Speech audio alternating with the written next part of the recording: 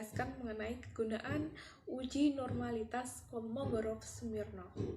Uji Kolmogorov-Smirnov merupakan tes non-parametrik dari persamaan kontinu. Distribusi probabilitas satu dimensi yang dapat digunakan untuk membandingkan sebuah sampel dengan distribusi probabilitas referensi atau untuk membandingkan dua buah sampel. Tes satu sampel Kolmogorov-Smirnov adalah suatu tes goodness of fit. Artinya yang diperhatikan adalah tingkat kesesuaian antara distribusi teoritis tertentu. Tes ini menetapkan apakah skor-skor dalam sampel dapat secara masuk akal dianggap berasal dari suatu populasi dengan distribusi tertentu.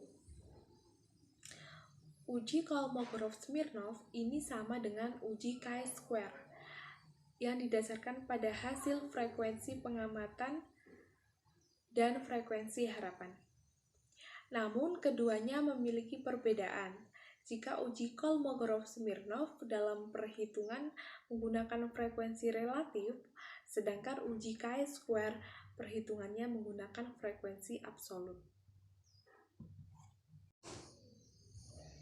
Uji Kolmogorov-Smirnov ini mencakup perhitungan distribusi frekuensi kumulatif yang akan terjadi di bawah distribusi teoritisnya dan membandingkan distribusi frekuensi itu dengan distribusi frekuensi kumulatif hasil observasi.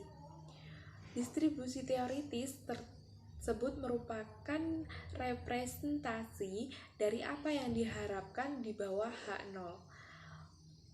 Uji Kolmogorov-Smirnov menerapkan suatu titik di mana kedua distribusi, yakni yang teoritis dan yang terobservasi, memiliki perbedaan terbesar. Dengan melihat distribusi sampelnya, kita dapat mengetahui apakah perbedaan yang besar itu mungkin terjadi hanya karena kebetulan saja.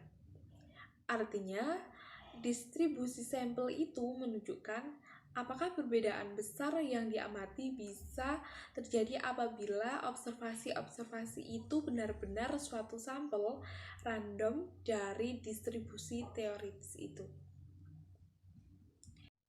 Uji Kolmogorov-Smirnov seperti yang dikemukakan oleh Usman dan Akbar dapat berfungsi atau dapat digunakan untuk yang pertama, menguji kesesuaian antara distribusi harga observasi dengan harga teoritis tertentu.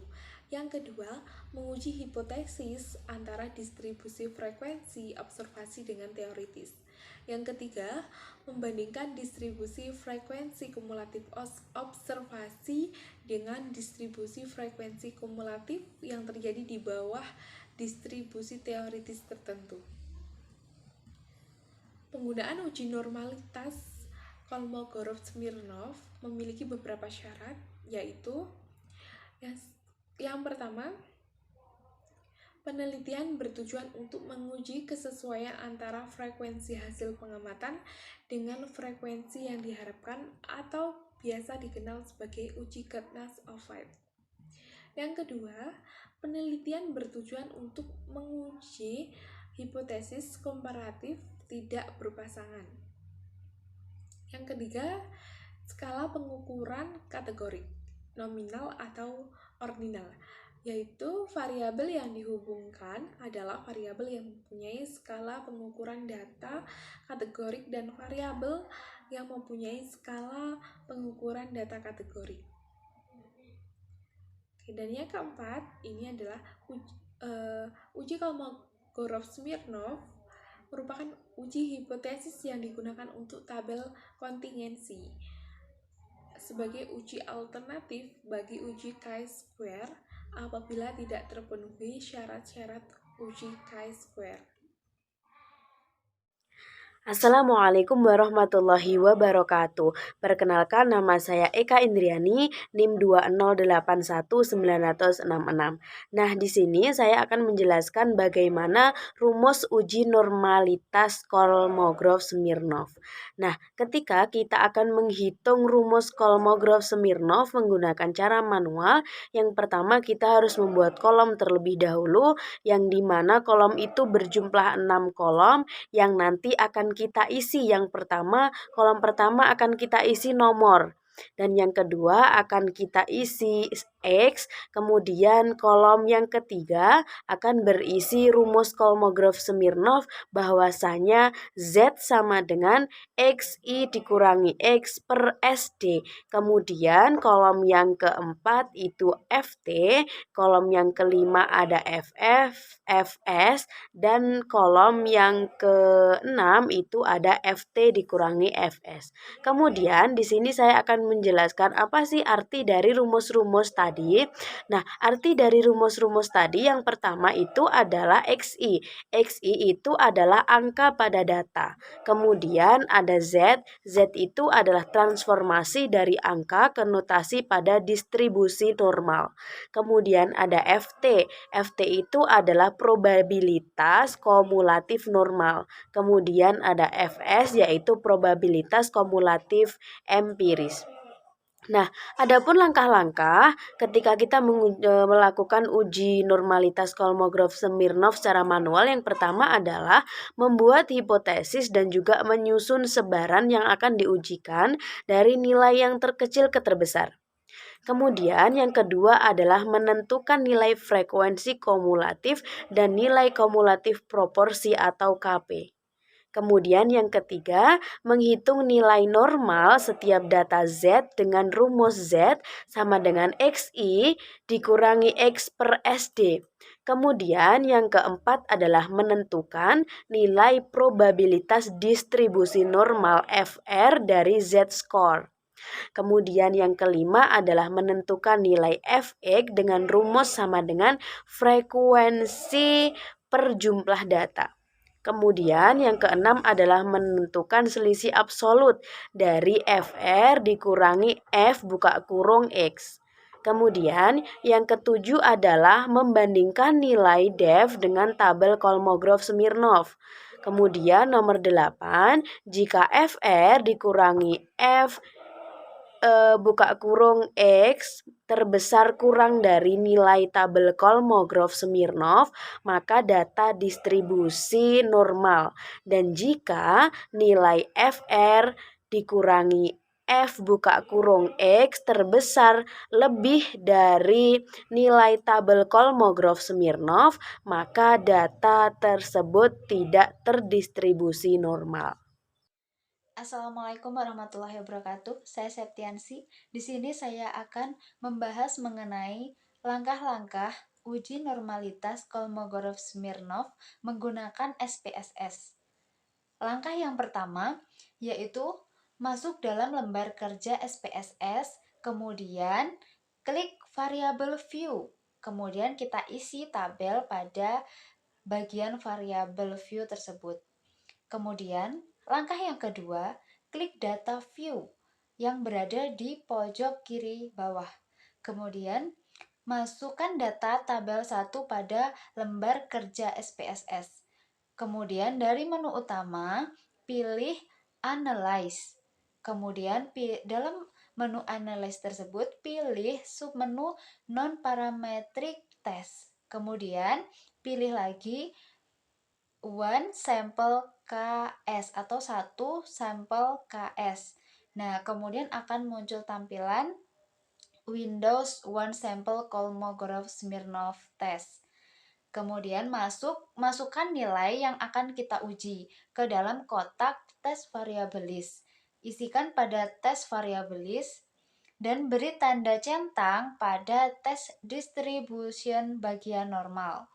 Selanjutnya kita klik OK.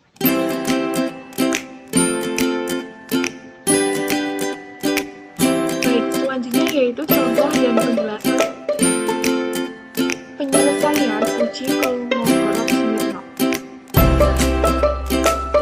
Sebelum kita ke contoh hipotesis yang digunakan, yaitu H0 merupakan data berasal dari populasi yang berdistribusi normal dan H1 merupakan data berasal dari populasi yang berdistribusi tidak normal. Nah, untuk menentukan keputusannya yaitu tolak H0 jika alfa lebih besar daripada D-tabel dan terima H0 jika alfa kurang dari D-tabel. Nah, selanjutnya kita ke contoh soalnya, yaitu contohnya melakukan sebuah penelitian mengenai hubungan minat belajar dan prestasi siswa secara acak dengan melibatkan 20 responden. Tentukan kenormalitasan dari data tersebut. Untuk melakukan ujinya, kita buka lembar SPSS terlebih dahulu dan kita copy data yang telah kita siapkan di Excel.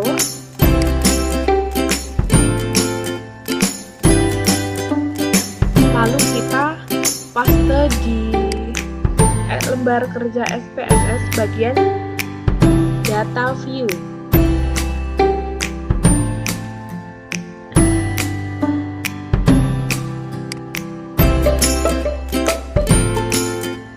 Nah, selanjutnya kita pilih menu variabel view.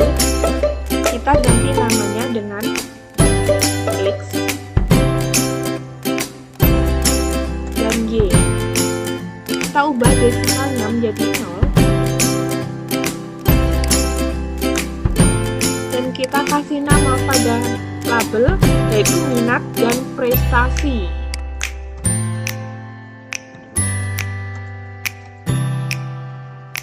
Nah, kita kembali ke data view, lalu kita pilih analyze, kita pilih regression dan kita pilih linear. Nah, di sini minat kita taruh ke kolom independen dan prestasi kita taruh ke kolom dependen. Selanjutnya kita save. Jangan sampai tertukar ya. Nah, selanjutnya kita pilih unstandard dan kita pilih continue. Kita pilih OK. Nah, di sini akan keluar nilai regresinya dan kita close saja. Kita pilih no. Di sini sudah muncul nilai regresi dari kedua sampel. Nah, kita pilih analyze lagi, terus kita pilih non-parametric test. Kita pilih legacy dialog dan kita pilih satu sampel Kolmogorov-Smirnov. Nah, karena di sini kita akan mengetahui nilai akhirnya, kita pilih yang unstandard. Kita pindahkan ke kolom kanan dan pastikan ini sudah kita centang normal ya. Terus kita pilih OK.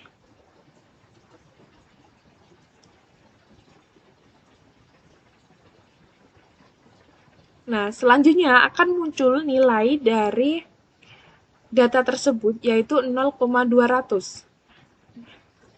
Selanjutnya kita memberikan keputusan yaitu karena nilai alfa kurang dari D-tabel yaitu 0,05 kurang dari 0,200, maka hasilnya terima H0, yaitu artinya regresi data berdistribusi normal.